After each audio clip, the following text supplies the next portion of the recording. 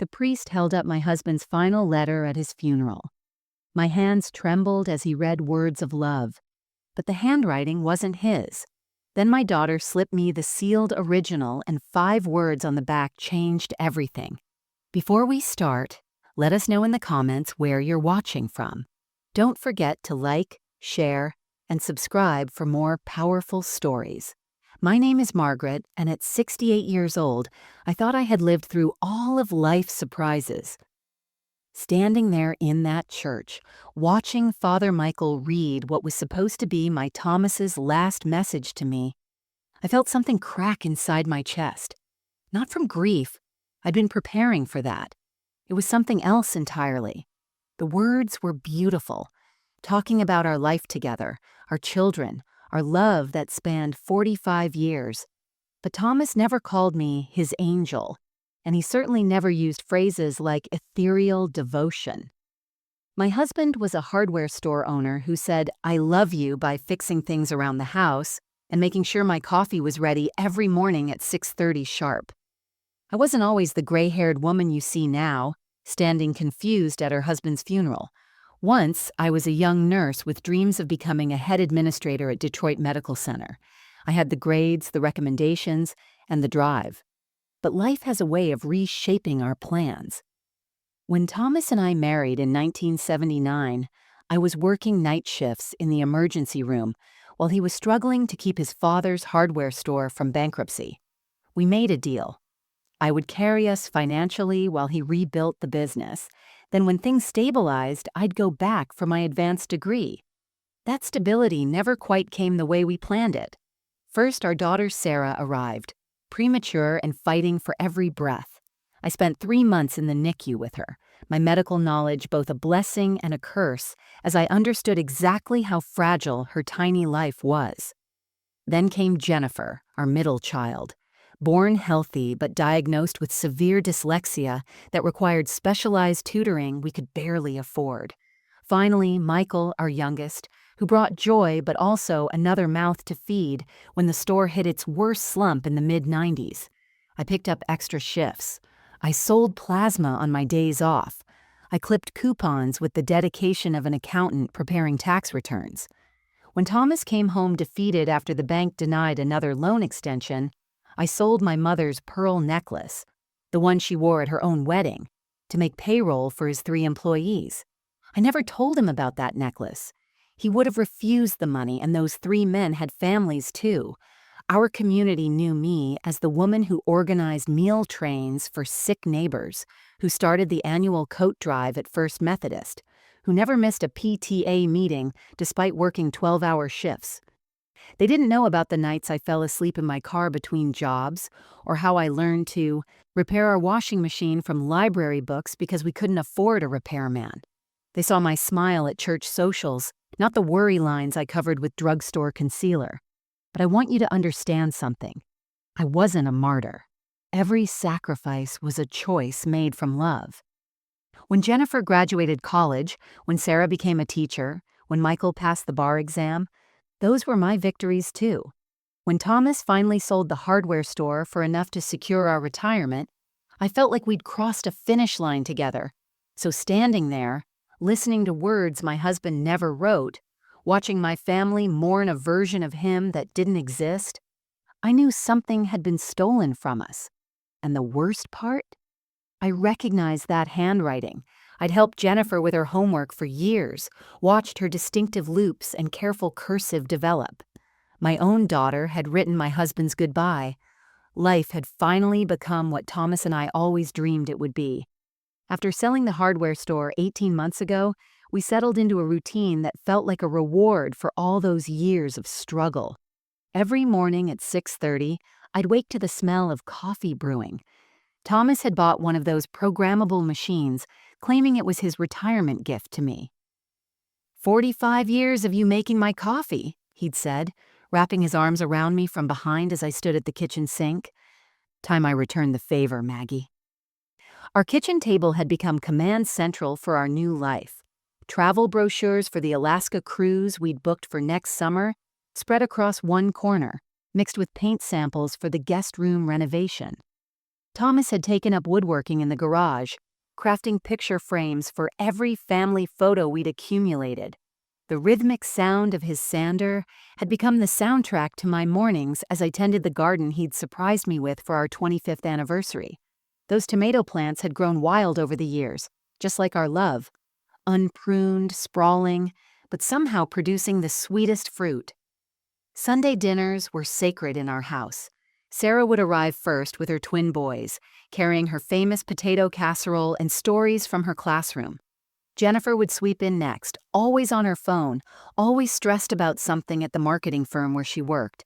She'd gotten so thin lately, and I made sure to pack extra leftovers for her every week. Michael would come last, straight from his law office even on Sundays, loosening his tie as he walked through the door and immediately wrestling with his nephews on the living room floor. The dining room would fill with laughter as Thomas told his rotating collection of customer stories from 40 years at the store. "Remember Mrs. Henderson?" he'd say, eyes crinkling. "Came in every week for 20 years buying exactly one screw. Finally told me she just liked having someone to talk to." The grandkids would beg for the story about the raccoon that got into the paint section, even though they'd heard it 100 times. Friday afternoons belonged to the grandchildren. I'd converted Thomas's old home office into a reading nook, complete with beanbags and fairy lights. The twins would curl up on either side of me as I read them everything from Dr. Seuss to the Hardy Boys mysteries I'd saved from Michael's childhood. Their little hands would pat my arms when exciting parts came up, their gasps and giggles better than any payment I'd ever received as a nurse. Thomas would peek in sometimes, pretending to fix something in the hallway just to listen. We'd started walking together in the evenings, something we never had time for during the working years.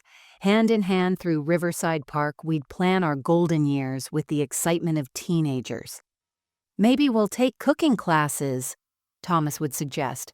"Learn to make something besides pot roast and meatloaf." I'd laugh and remind him he'd never complained about my pot roast in 45 years. We'd stop at the bench overlooking the pond, watching the sunset paint the water gold and pink, comfortable in our silence. The house itself had become our project.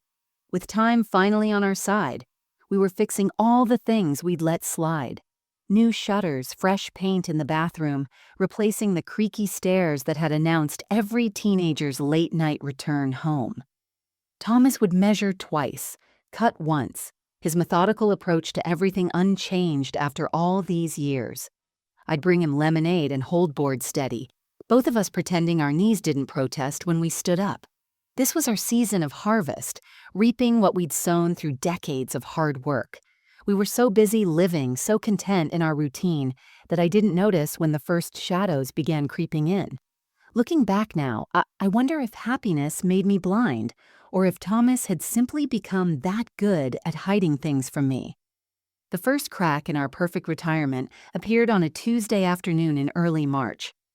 I remember the date because I'd just returned from the grocery store with ingredients for Thomas's favorite Irish stew, planning to freeze portions for St. Patrick's Day. As I pulled into our driveway, I saw Thomas through the garage window, pacing with his phone pressed to his ear.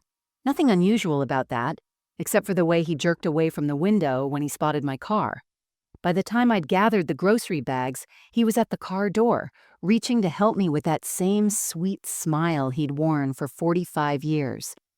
"Let me get those, Maggie," he said, but his hands were trembling slightly, and there was something tight around his eyes. When I asked who was on the phone, he waved it off as a telemarketer. But Thomas had never lied well. His left eye always twitched just a bit when he tried. It was twitching now. Over the next 2 weeks, the phone calls multiplied. They'd come at odd hours. During Jeopardy, which we'd watched together religiously for 20 years, or early in the morning when he thought I was still asleep. He'd mumble something about checking something in the garage, then slip out with his cell phone already at his ear. I'd hear his voice through the walls, low and serious, though I could never make out the words. Once, I walked into the kitchen while he was mid-conversation at the table. He immediately said, "I have to go," and hung up. then made a show of complaining about robocalls while avoiding my eyes. The password incident happened on a Thursday. I'd gone to use our shared laptop to order new gardening gloves, only to find Thomas had changed the password on his email account. In 45 years of marriage, we'd shared everything: bank accounts, passwords, even a toothbrush. Once during a camping trip when I forgot mine. "Security update," he explained when I asked, his fingers drumming nervously on the desk. "You know how these hackers are getting these days." But we both knew Thomas could barely manage to update his phone apps, let alone worry about cybersecurity. Then there were the unexplained absences. Thomas, who'd spent the last 18 months claiming he never wanted to leave the house again after 40 years of retail work, suddenly had errands that took hours. He'd return with a single item from the store, or sometimes nothing at all, claiming he'd forgotten what he went for. The man who remembered every customer's name and hardware preference for 4 decades was suddenly forgetful. The garage had become his fortress. He'd installed a new lock on his workshop area, saying he didn't want the grandkids getting into his power tools. But the twins were only 6, never went in there unsupervised, and he'd never worried about it before. I'd find him sitting at his workbench, not working on anything, just staring at his hands or shuffling through papers he'd quickly hide when I entered. "Just organizing old receipts," he'd say, but his smile never quite reached his eyes anymore. What disturbed me most was the way he'd started looking at me, like he was memorizing my face, storing up images for some future when I wouldn't be there. During dinner, I'd catch him staring, and when our eyes met, his would fill with something that looked heartbreakingly like guilt. He'd reach across the table then, squeezing my hand too tight, holding on too long, as if I might slip away. At night, he'd pull me close in bed, wrapping his arms around me with a desperation that was new. "Love you, Maggie," he'd whisper into my hair over and over, like a prayer or an apology. I'd whisper it back, but inside, a cold dread was building. After 45 years, I knew my Thomas, and something was terribly, terribly wrong. I became an expert at explaining away the obvious. Thomas was 71 after all. Maybe this was just what retirement did to men who'd worked their whole lives. The sudden freedom could be disorienting, couldn't it? I told myself this as I reorganized the linen closet for the 3rd time that week, keeping my hands busy so my mind wouldn't wander to darker places. When Sarah called to ask if Dad seemed okay, I heard myself laughing it off. "You know your father," I said, wrapping the phone cord around my finger the way I did when I was nervous. "He's probably planning some elaborate anniversary surprise. Remember when he secretly built that gazebo for my 50th birthday?" Sarah seemed satisfied with that explanation, and I almost convinced myself, too. Our 46th anniversary was coming up in May. Maybe he was consulting with contractors about that bathroom renovation he'd been promising me. That would explain the hushed phone calls, the mysterious meetings. I started creating elaborate scenarios in my mind.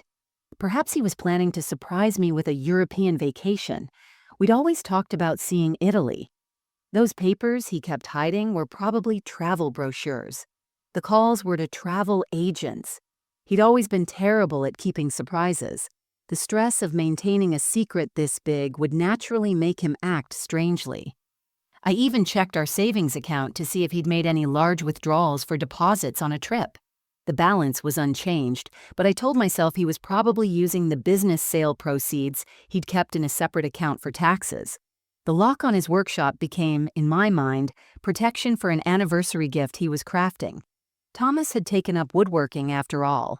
Maybe he was building me that jewelry box I'd admired at the craft fair last fall.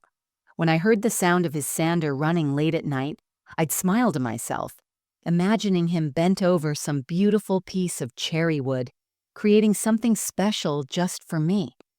I even stopped going to the garage entirely, not wanting to spoil his surprise. When Jennifer mentioned that Dad had called her several times about financial matters, I felt relief rather than concern. Of course, he was probably setting up something special for the grandkids' college funds. That was just like Thomas, always thinking ahead, wanting to make sure everyone was taken care of. Jennifer was the business-minded one in the family. Naturally, he'd consult her about investments or trust funds. I threw myself into preparation for Easter dinner, planning an elaborate menu that would keep my mind occupied. When I found Thomas in the bathroom at 3 in the morning, just sitting on the edge of the tub with his head in his hands, I told myself it was insomnia. "Too much coffee," I said, rubbing his back, ignoring how his shoulders shook under my touch. "Come back to bed, honey." He followed me silently, holding my hand like a lifeline. The weight loss I attributed to his new walking routine. He'd been talking about getting healthier, hadn't he? The fatigue was just his body adjusting to retirement. When he started taking afternoon naps, something he'd never done in 45 years, I convinced myself it was a luxury he'd earned. "You worked hard your whole life," I'd whisper, covering him with the afghan my mother had crocheted. "You deserve to rest." But at night, when the house was quiet and Thomas was finally asleep beside me, his face pale in the moonlight, the denial would crack just a little. I'd study the new lines around his mouth, the way his wedding ring seemed looser on his finger, how he'd started saying, "I love you," like goodbye rather than hello. In those dark hours, a voice inside whispered that something was slipping away from me, something I couldn't afford to lose. But by morning, with the sun streaming through our bedroom curtains and Thomas bringing me coffee with that familiar smile, I'd pack that voice away again, buried under 45 years of trust and a desperate need to believe that everything was still okay. The Tuesday morning that shattered my carefully constructed denial started like any other. Thomas had left early for what he called a quick errand, kissing my forehead as I pretended to sleep. I'd planned to spend the morning preparing freezer meals for Jennifer, who'd been looking exhausted lately. But when I opened the kitchen drawer for my grocery list pad, I found something that made my blood run cold. A receipt from First National Bank dated the previous week for a safety deposit box rental, box number 447. In 45 years, we'd never had a safety deposit box. I sat at the kitchen table, staring at that slip of paper until the numbers blurred. My hands shook as I dialed the bank's number, asking to speak with Martha, who'd been our banker for 15 years. "Oh, Mrs. Coleman," she chirped. "How nice to hear from you. Will you and that lovely young woman be coming in again this week? You've become quite the Thursday regulars." My throat closed up. I managed to croak out something about calling back later and hung up. The receipt crumpled in my fist. Young woman. Thursday regulars. The words echoed in my head as I walked through our house like a stranger, seeing everything differently. Thomas's workshop drew me like a magnet. Using a bobby pin, I picked the lock, a skill learned from Michael when he'd locked himself out of his room as a teenager. Inside, everything looked normal until I opened the bottom drawer of his toolbox. There, wrapped in an old shop rag, was a second cell phone, a flip phone, the kind you could buy at gas stations with prepaid minutes. My nursing training kicked in. Steady hands, clinical observation, emotional detachment. I opened the phone. There were only text messages, all from one number, no name attached. The preview of the last message made my knees weak. "Everything is arranged. She doesn't suspect. Thursday at 2 p.m. as usual."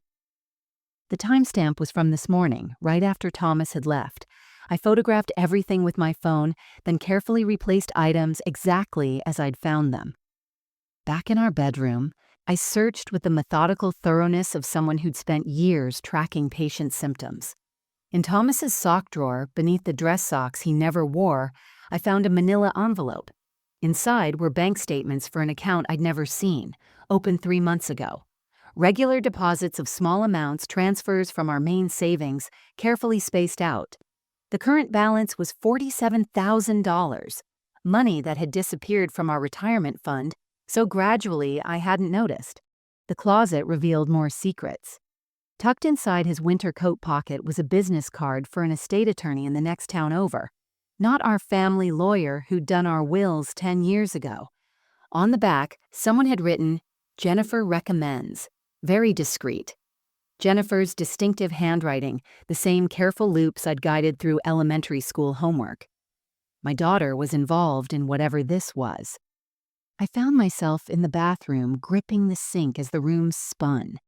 In the medicine cabinet behind the aspirin were prescription bottles I'd never seen. Morphine, Ativan, prescriptions filled 2 months ago by a Dr. Morrison at a clinic 30 miles away. Not our family doctor. Not the hospital where I'd worked and knew every physician. The pills were nearly gone and Thomas hadn't mentioned any pain, any anxiety, any reason for such serious medications. The final piece of evidence was in plain sight. I'd just been too blind to see it. Our calendar hanging by the refrigerator, where Thomas had always meticulously noted his appointments in pencil. But looking closely, I could see eraser marks. Every Thursday afternoon for the past 3 months had been written and erased. He'd been hiding standing appointments, creating alibis I'd never thought to question. I stood in my kitchen, surrounded by the life we'd built together, holding evidence of a betrayal I couldn't yet understand. The coffee maker beeped, programmed for Thomas's return, but I knew, with a certainty that made me sick, that nothing about Thomas's returns would ever feel the same again. The funeral was supposed to be my goodbye to Thomas. Instead, it became the moment I discovered how deeply deception had rooted itself in my family. Father Michael stood at the pulpit holding what he called Thomas's final letter to me, his voice echoing through the packed church. "My dearest Angel Margaret," he began, and something inside me froze. Angel. There was that word again, the one Thomas had never used in 45 years of marriage. As Father Michael continued reading, each phrase felt like another stranger speaking. Your ethereal presence blessed my earthly journey. Our souls danced in harmonious synchronicity.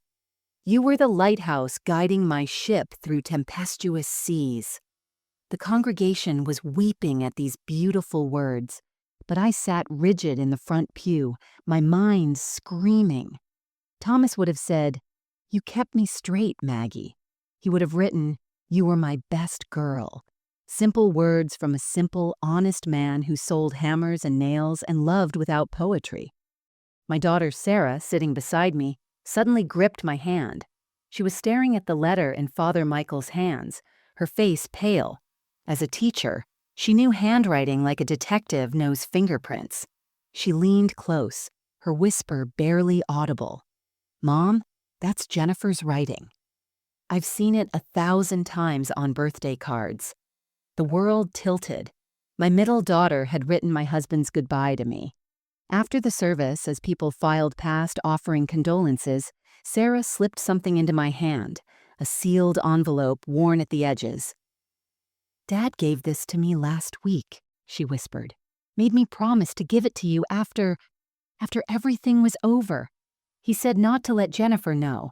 I clutched it against my chest, nodding numbly through the rest of the receiving line, the envelope burning against my palm. In the car, finally alone, I turned the envelope over. There, in Thomas's shaky handwriting, his real handwriting that I'd known since we were 23, were 5 words that changed everything. Jenny forced me to sign. My hands trembled as I opened it. Inside, in the barely legible scrawl of a man fighting against medication and illness, Thomas had written the truth. "Maggie, my love, I'm dying. Pancreatic cancer, stage 4. 6 months, they said, back in January. Jenny said you couldn't handle it, said your heart couldn't take the stress after your blood pressure scare last year.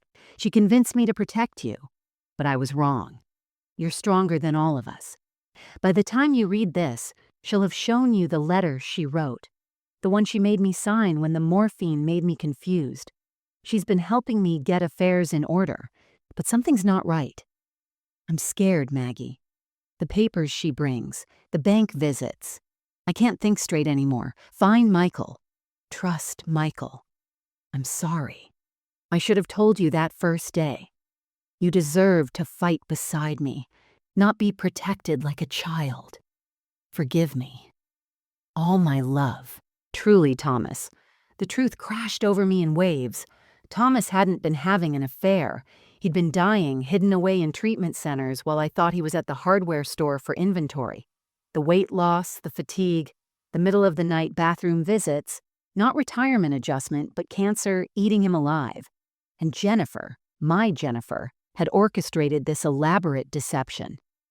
I thought about the bank visits Martha had mentioned, Jennifer taking her dying father, drugged and confused, to transfer money. The estate attorney, Jennifer recommends. The papers hidden in the workshop. My daughter hadn't been protecting me.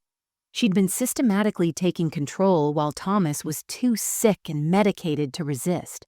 She'd isolated him in his illness, used his protectiveness toward me as a weapon against us both. The funeral guests were gathering at our house for the reception.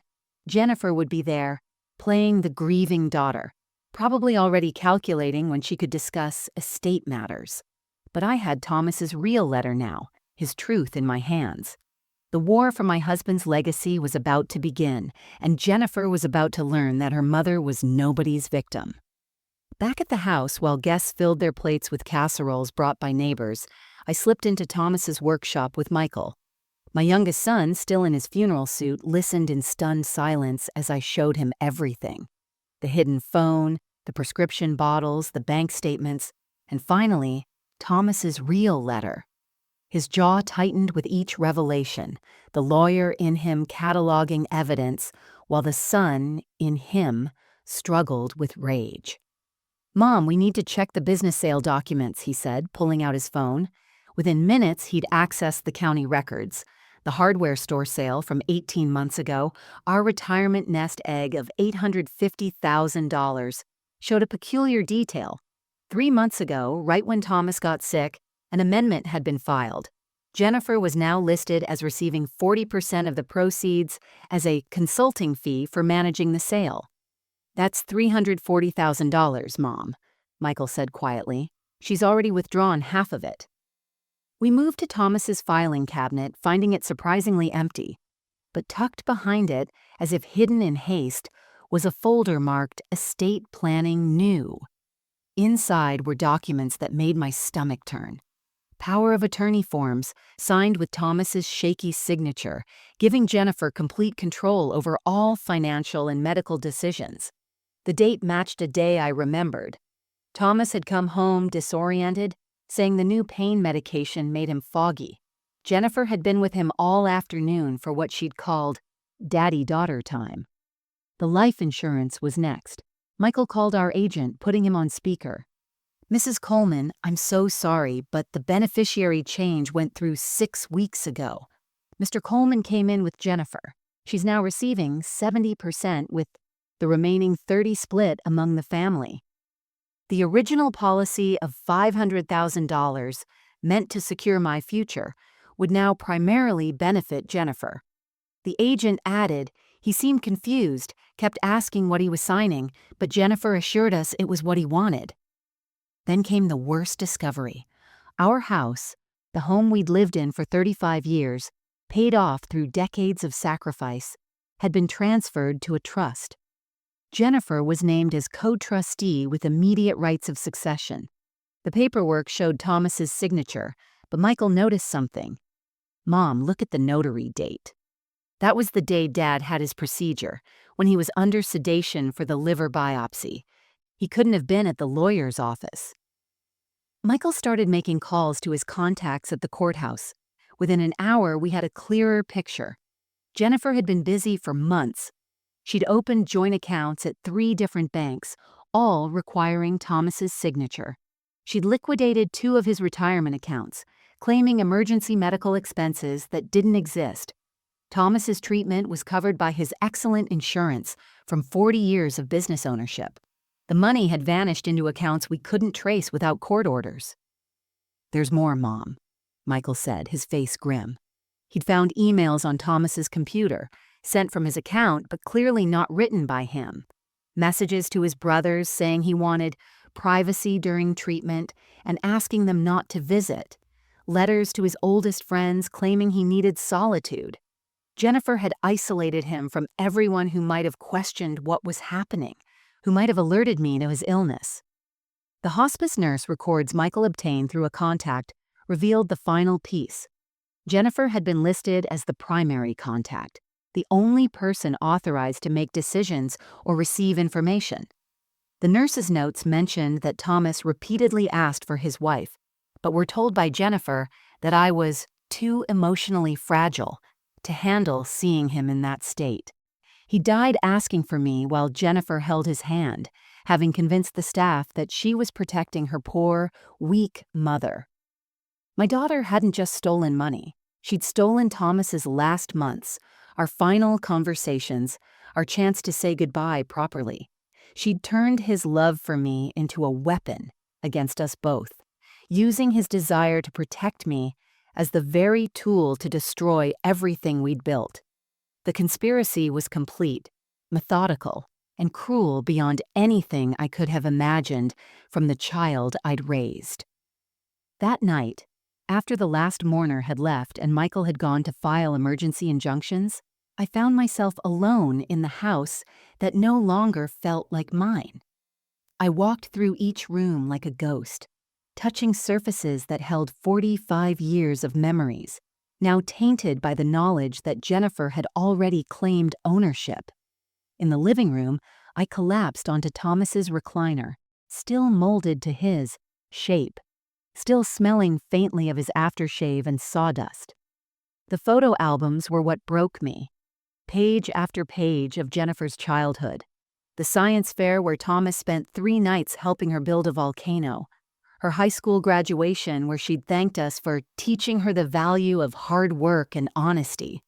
I traced her face in these pictures, looking for signs of the stranger she'd become.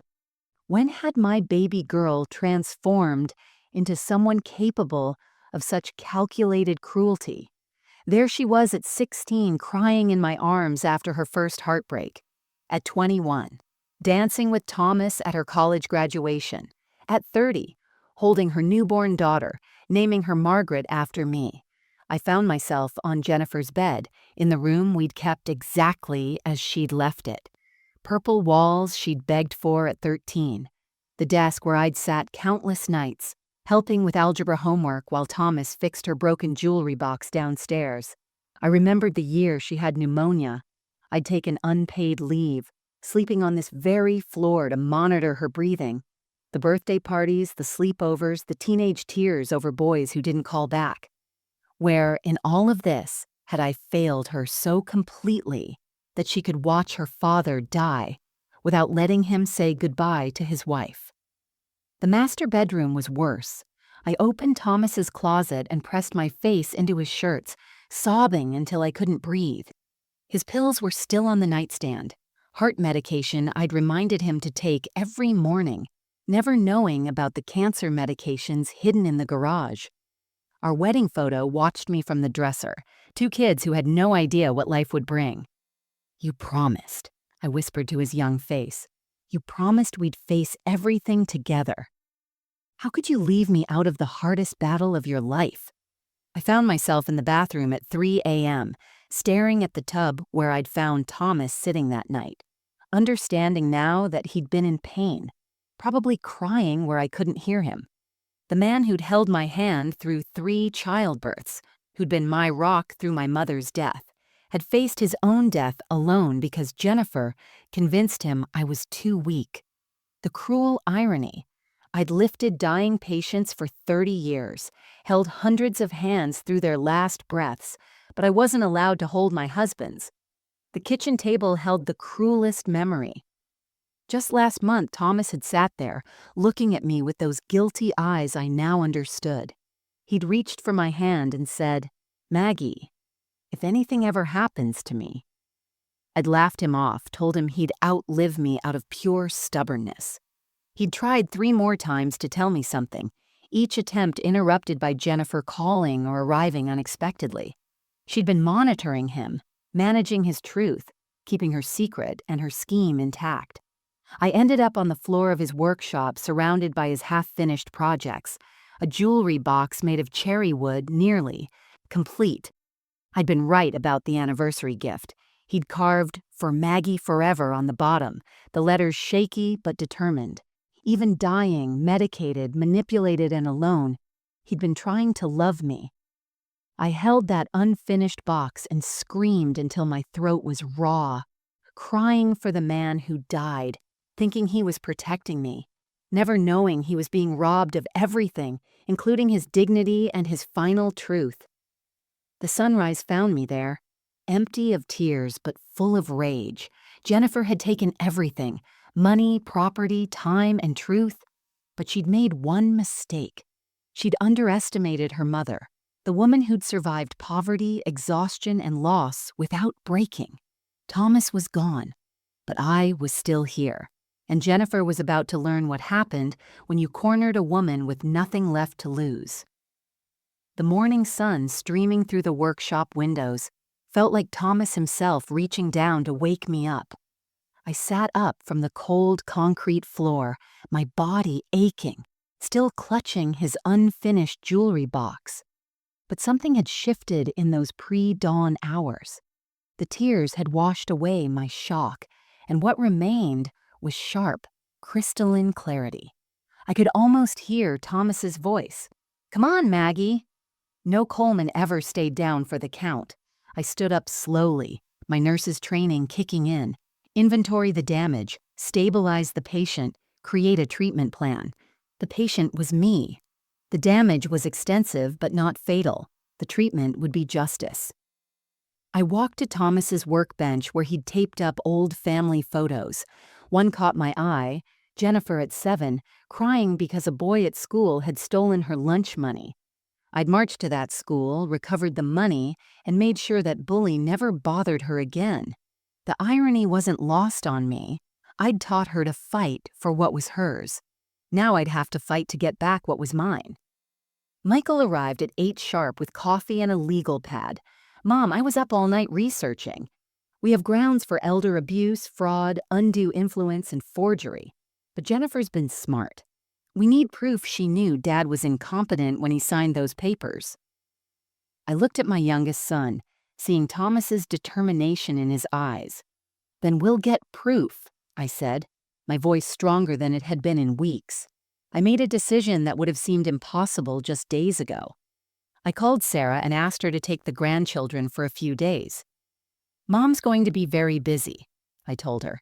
Then I did something I hadn't done in 45 years. I walked into our bank alone, not as Mrs. Thomas Coleman, but as Margaret Coleman, fighter. Martha's face went pale when I requested copies of all security footage from the past 3 months. "I'll need a court order," she stammered. "You'll have it by noon," I replied. The next stop was Dr. Morrison's clinic, the one 30 miles away where Thomas had been treated in secret. The receptionist tried to cite privacy laws, but I held up Thomas's death certificate and my marriage license. "I'm his widow. I have legal rights to his medical records. Would you prefer to release them to me now, or to explain to a judge why you helped hide a dying man from his wife?" The records were in my hands within an hour. I drove to the cemetery next, not to Thomas's fresh grave, but to sit in the car where I could see it from a distance. "I'm sorry, Thomas," I said out loud. "I'm sorry you felt you had to protect me. But honey, you married a fighter. You just forgot that sometimes, because I fought so quietly." I pulled out my phone and started making a list. Every person who'd seen Thomas in his final months, every document that would need reviewing, every lie Jennifer had told that could be verified. That evening, I did the hardest thing yet. I called Jennifer. "Hi, sweetheart," I said, my voice honey-sweet. "I know this is a difficult time, but we need to discuss your father's wishes. Could you come by tomorrow? Bring all those papers you've been helping with. I want to understand everything." Her pause was telling, but her response was smooth. "Of course, Mom. I'll bring everything. We'll get through this together." After hanging up, I looked at Michael. She'll come armed with her lies and her documents, but she doesn't know about Thomas's real letter. She doesn't know we have the medical records showing his mental decline. And she definitely doesn't know that I spent 30 years as an ER nurse watching people lie about injuries, overdoses, and abuse. I know what deception looks like, And tomorrow, Jennifer learns that her mother isn't the fragile flower she's been selling to everyone. Michael squeezed my shoulder. Dad would be proud. I touched Thomas's wedding ring, now hanging on a chain around my neck. He will be, I corrected, when this is over. That night, Michael and I transformed the dining room into a war room. Legal documents spread across the table Thomas had built with his own hands, each paper a piece of ammunition against Jennifer's betrayal. We worked with the precision of surgeons, knowing that one misstep could give Jennifer time to hide assets or destroy evidence. By 2 a.m., we had our strategy mapped out like a military operation. The first phase was already in motion. Michael had filed emergency injunctions to freeze all the accounts Jennifer had accessed. His law school roommate, now a forensic accountant, was tracing the money trails. "She's been sloppy," Michael noted, pointing to a pattern of withdrawals. "Every transfer happened within hours of Dad's medical appointments. We can prove she was moving money while he was sedated or in recovery." I'd spent 3 hours on the phone with Thomas's oncologist, Dr. Morrison, recording our conversation with his permission. His voice was heavy with regret as he admitted, "Jennifer insisted on scheduling all appointments.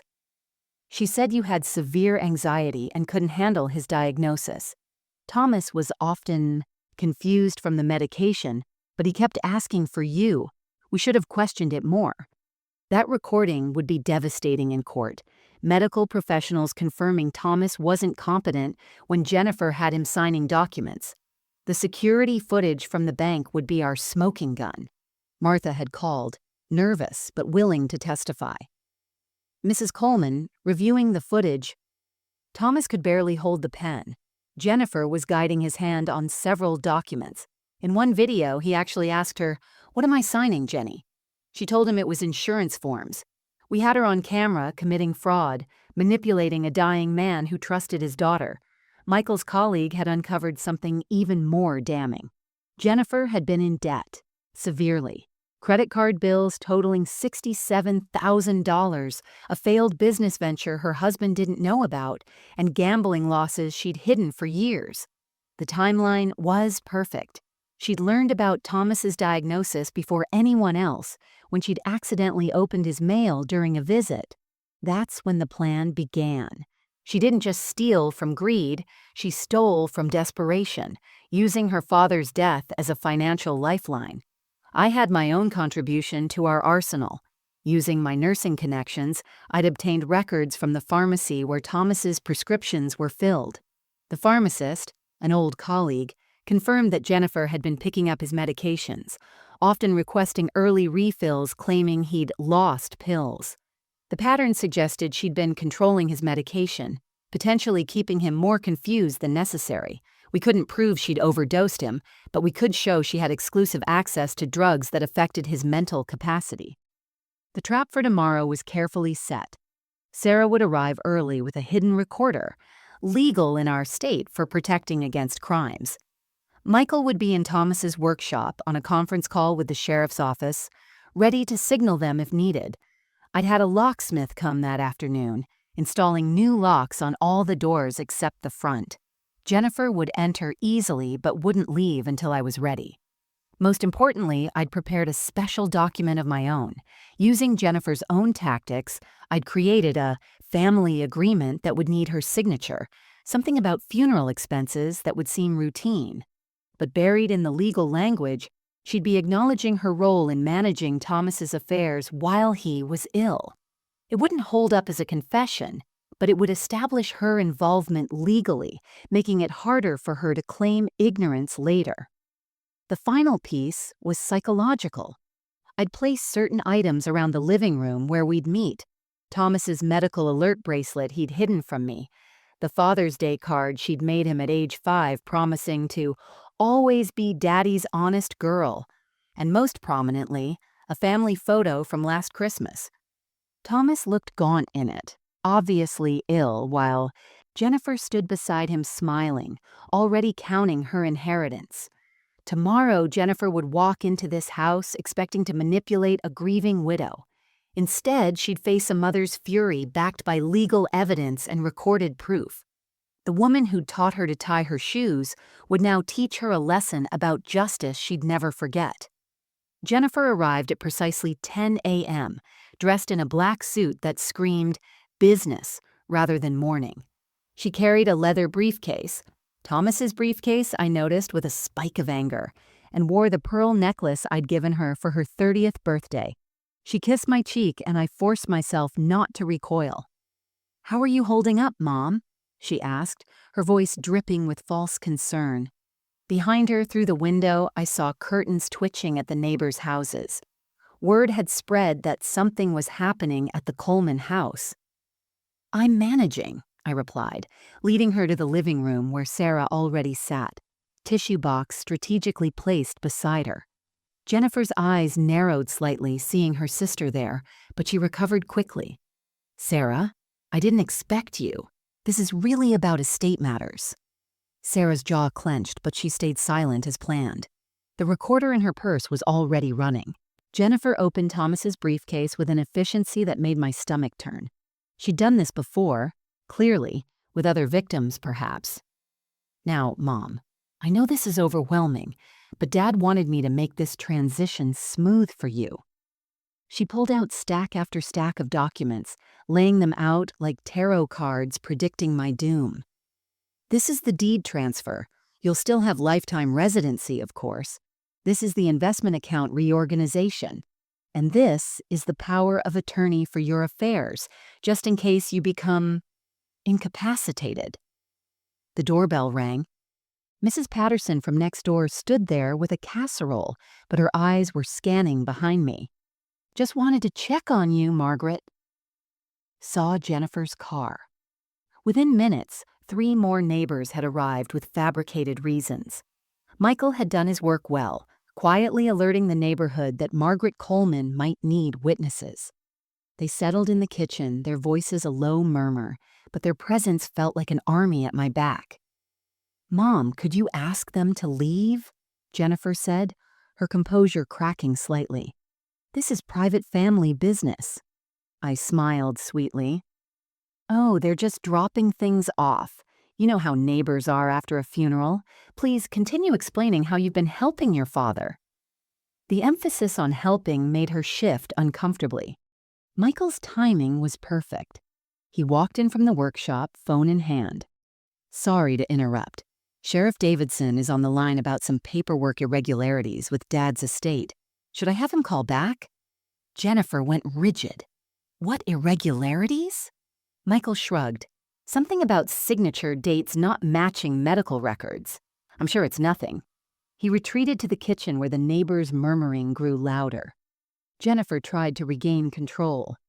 "Mom, I need you to sign these papers today. The bank requires them by Monday to prevent account freezes." She pushed a document toward me, pen extended. I picked it up slowly, pretending to read while actually watching her face. Sweat had formed on her upper lip. "This says I'm agreeing that you had full authority to act on Dad's behalf during his illness," I said quietly. "That's just standard language," she replied too quickly. Sarah finally spoke. "Jenny, when exactly did Dad get sick? You seem to have been managing things for quite a while." Jennifer's eyes flashed. "He told me first. He wanted to protect Mom." "You weren't here, Sarah. You didn't see how fragile she was after her blood pressure scare." I laughed then, actually laughed. "Fragile?" "Jenny, I worked 12-hour shifts in the ER until 6 months ago. I've performed CPR on people twice your father's size. What blood pressure scare?" The room fell silent. Through the kitchen doorway, I could see the neighbors had stopped pretending to chat. Mrs. Patterson was actually taking notes. Jennifer's hand trembled as she reached for the documents. "We should do this another time." "You're obviously emotional," but I placed my hand firmly on the papers. "No, dear. We'll do this now, but first I have something for you." I pulled out Thomas's real letter, still in its envelope, those 5 words visible on the back. Jennifer's face went white as she recognized her father's actual handwriting. The house felt electric with tension, like the moment before lightning strikes. The neighbors had gone completely silent. Even the birds outside seemed to pause. Should I read it aloud? I asked, my voice carrying clearly through the house. Or would you like to tell everyone what you did first? Jennifer lunged for the letter, but I pulled it back, standing up with a strength I didn't know I possessed. Sit down, I commanded, and my daughter, the woman who'd stolen everything, actually flinched. The neighbors had moved into the doorway now, no longer pretending they weren't watching. Mrs. Patterson had her phone out, recording everything. Let me read you all something, I announced, my voice carrying through the house. I unfolded Thomas's real letter, my hand steady now. My Maggie, I'm dying. Pancreatic cancer, stage 4. Gasps echoed from the kitchen. Sarah started crying. Jennifer sat frozen, her face cycling through panic, calculation, and fear. But that's not the shocking part, I continued. Jenny told me you couldn't handle it, that your heart couldn't take it. She convinced me to protect you. I looked directly at Jennifer, except there was no heart condition, was there? You invented that to isolate him, to make yourself indispensable. Jennifer tried to stand. Mom, you're confused. Dad was protecting you. From what? I pulled out the pharmacy records. From knowing you were controlling his medication. These show you picked up early refills 7 times, claiming lost pills. Dr. Morrison confirmed Dad was often over-medicated during your visits. Mrs. Patterson gasped audibly from the doorway. Michael entered then, Sheriff Davidson beside him. Mrs. Coleman, we've reviewed the bank footage. He turned his laptop toward the room, showing grainy security footage on the screen. There was Thomas, barely conscious, Jennifer's hand over his, forcing him to sign documents. What am I signing, Jenny? Thomas's confused voice came through the speakers. Jennifer's recorded response chilled the room. Nothing important, Dad. Just insurance papers. Take another pill, you'll feel better. That's taken out of context, Jennifer shrieked. But Michael was already playing the next video. Different bank, same scene. Thomas slumped in a wheelchair while Jennifer signed documents herself, using his hand like a prop for the security cameras. The neighbors were now fully in the room, their phones out, recording everything. Sarah stood up, her teacher's voice commanding attention. There's more. Jenny, remember when you told me Dad wanted privacy for his treatment? I found the emails you sent from his account. She pulled out printed pages. You wrote to Uncle Robert, to Dad's poker buddies, to his best friend from high school, all saying he wanted to be alone. You isolated him from everyone who might have helped. The room erupted. Mrs. Patterson was already on the phone with her daughter, a local reporter. Other neighbors were calling friends, family, posting on social media. Jennifer's crime was going viral in real time, the community's fury spreading like wildfire. But I wasn't done. The worst part, I said, my voice cutting through the chaos, is that Thomas died asking for me. I turned to face my daughter, really looking at her for the first time since this began. The hospice nurse's notes. He begged to see his Maggie. But you told them I was too fragile. My husband died reaching for me while you held his hand, collecting your inheritance with every labored breath he took. That's when Jennifer broke. He was going to waste it all, she screamed. The medical bills, the treatments, keeping him alive for maybe 2 more months. I had debts. Kevin was going to leave me if he found out about the gambling. Dad would have wanted me to be okay. The confession hung in the air. Sheriff Davidson stepped forward. Jennifer Coleman, you're under arrest for elder abuse, fraud, and forgery. As he read her rights, Jennifer looked at me with tears streaming down her face. Mom, please. I'm your daughter. No, I said quietly. My daughter died the day she decided her father's life was worth less than her credit card bills. As they led her away, she turned back one more time. The briefcase, there's something else. But Sheriff Davidson was already opening it. Inside, beneath the forged documents, was another envelope. This one was addressed to me in Thomas's handwriting, dated just days before he died, a letter she'd kept from me. One last theft. But also inside was Thomas's hidden phone, still recording. Every word Jennifer had said today, every admission, every lie, captured on the device Thomas had hidden as his last act of protection. Even dying, confused, and betrayed, my husband had been gathering evidence.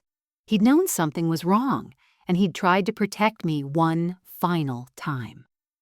The room stood in stunned silence as we all realized Thomas had set up his own daughter.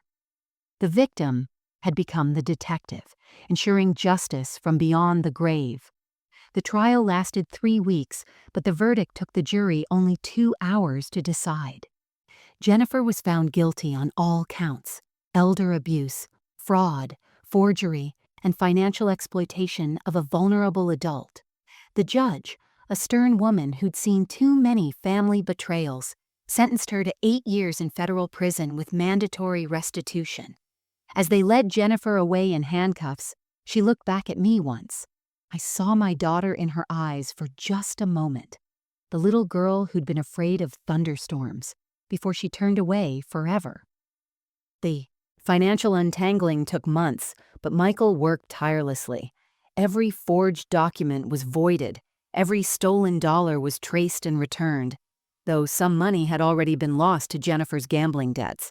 The house was fully restored to my name, the life insurance reinstated to its original beneficiaries, and the business sale proceeds recovered from the various accounts where Jennifer had hidden them. In total, she'd stolen or attempted to steal nearly $900,000. The forensic accountant said it was one of the most methodical family fraud cases he'd ever seen. Kevin, Jennifer's husband, filed for divorce the day after her arrest. He'd been genuinely ignorant of her schemes and devastated by the revelation. He brought their children to see me, confused kids who didn't understand why mommy was gone. I held them and told them age-appropriate truths, that sometimes adults make bad choices, but they were still loved. I would not let Jennifer's poison spread to another generation. Sarah and Michael rallied around me, but the healing took time. We went to family therapy together, processing the betrayal and our guilt over missing the signs. Sarah tormented herself with what-ifs. If I'd visited more, if I'd asked more questions. Michael blamed himself for not reviewing the estate documents sooner.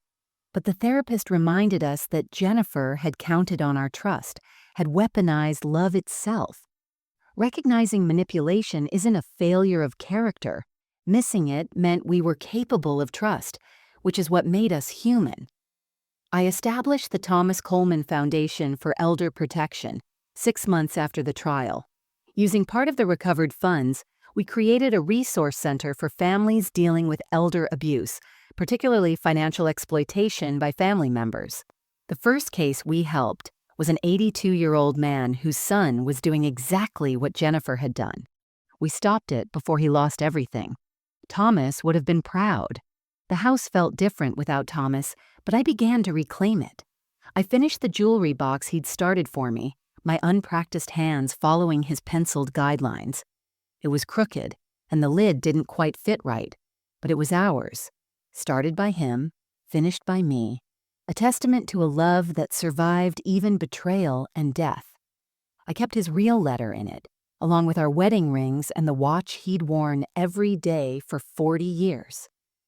A year later, I stood in Thomas's workshop, now transformed into an art studio, where I taught neighborhood kids to paint, something I'd always wanted to do but never had time for. Mrs. Patterson's granddaughter was painting a sunset, her little tongue stuck out in concentration. "Mrs. Coleman," she asked, "do you miss Mr. Coleman?" I smiled, touching the wedding ring I still wore. "Every day, sweetheart. But he's still here in the good we choose to do." The doorbell rang. It was the postal worker with a certified letter. My stomach clenched. Official letters had meant nothing but pain lately. But this one bore the logo of the state's Victim Advocacy Program. Inside was a check, partial restitution from Jennifer's prison work program, $15.37. A pathetic sum against what she'd taken, but I didn't tear it up. Instead, I endorsed it to the Elder Protection Foundation. Even Jennifer's forced penance would help protect others. That evening, I visited Thomas's grave with fresh flowers, yellow roses, his favorite. The headstone now bore the inscription we'd chosen together years ago: "Beloved husband, father, and friend, love endures." I sat on the bench we'd installed nearby and told him about the foundation, about the families we'd helped, about how Sarah's boys were learning woodworking in his shop. "We survived, Thomas," I whispered. "Not the way we planned, but we survived." The sun set over the cemetery, painting the sky in shades of pink and gold. Somewhere, Jennifer sat in a prison cell, living with her choices. But here, in this place of ending and beginning, I chose to focus on what remained: love that couldn't be stolen, memories that couldn't be forged, and a future that, while different than planned, still held promise. The morning of what would have been our 50th wedding anniversary, I stood in my garden, the one Thomas had planted 25 years ago, as a surprise. The tomatoes were coming in strong this year, sprawling and wild just like he'd always let them grow. "Pruning is for people who don't trust nature," he'd say, and I'd laugh at my hardware store philosopher. Now I understood what he meant. Sometimes the most beautiful things come from letting life grow in unexpected directions, even when those directions include heartbreak. Sarah arrived early with her boys and a photo album she'd found in her attic. Pictures from our early years I'd forgotten existed. There was Thomas at 25, holding baby Sarah while trying to fix a sink one-handed. Another of Jennifer's 5th birthday party, her face covered in chocolate cake. Thomas carrying her on his shoulders. I didn't skip those pages anymore. Jennifer was part of our story, the chapter that went wrong, but erasing her would mean erasing the years of joy before the darkness. I chose to remember the daughter I raised while accepting the stranger she became. Michael had arranged for Thomas's friends from the hardware store to stop by. Old Jimmy, who'd worked with Thomas for 30 years, told stories that made us laugh until we cried. "Your husband once spent 3 hours helping Mrs. Garcia pick out the right screw for her picture frame. 3 hours for a 50-cent screw. When I asked him why, he said, 'Jimmy, we're not in the hardware business. We're in the helping people business.'" That was Thomas, seeing the human need behind every small transaction. As the day wore on, I found myself thinking about the nature of betrayal and forgiveness. Jennifer had stolen money, property, and time. But she couldn't steal the 45 good years that came before. She couldn't steal the way Thomas loved me, even when he was confused and dying. She couldn't steal the children and grandchildren who still gathered at my table, or the community that had rallied around me. Evil exists, sometimes in our own families, but it doesn't negate the good unless we let it. The doorbell rang late in the afternoon. A young woman stood there with an envelope, nervous and apologetic. She was Jennifer's cellmate's daughter, bringing a letter. I almost refused it, but something in her eyes — she looked exhausted, scared, ashamed of her connection to the prison — made me take it. Inside, I found not Jennifer's handwriting, but that of another inmate, explaining that Jennifer had asked her to write because she couldn't find the words herself. The woman wrote that Jennifer cried every night, not for her punishment, but for what she'd done. That she'd started attending therapy, finally admitting to the gambling addiction that had driven her to such extremity. She didn't ask for forgiveness. She just wanted me to know she was trying to understand how she'd become someone capable of watching her father die while robbing him. I tucked the letter into Thomas's jewelry box without responding. Forgiveness, I'd learned, isn't a gift you give to others. It's a gift you give yourself. And I wasn't ready for that gift yet. Maybe someday, maybe never, but the anger no longer consumed me. I had chosen to build rather than burn, to help rather than hate. Looking back now, I realize that our story isn't unique. Elder abuse by family members increases every year, hidden behind closed doors and family shame. Experts estimate that for every case reported, 24 go undetected. The betrayal comes from those we trust most, using love as a weapon, turning protection into exploitation. But silence is what allows it to flourish. Speaking up, seeking help, demanding justice. These aren't acts of family betrayal. They're acts of self-preservation and community protection. If Tom has taught me anything in 45 years, it's that love means fighting for what's right, even when it's hard, even when it breaks your heart. He tried to protect me from his death, but I didn't need protection. I needed truth. We all do, because in the end, truth is the only thing that lets us heal, rebuild, and help others avoid our pain. So I ask you, what would you do if you discovered such deception in your own family? Would you stay silent to keep the peace? Would you let shame prevent you from seeking help? Or would you stand up, speak out, and fight for justice, not just for yourself, but for all the vulnerable elders who can't fight for themselves? Share your thoughts in the comments below. If you or someone you know is experiencing elder abuse, please reach out for help. The National Elder Abuse Hotline is 1-800-677-1116. Don't let silence be the accomplice to theft. And please subscribe and share this story. You never know who might need to hear it, who might be suffering in silence, thinking they're alone. They're not. None of us are.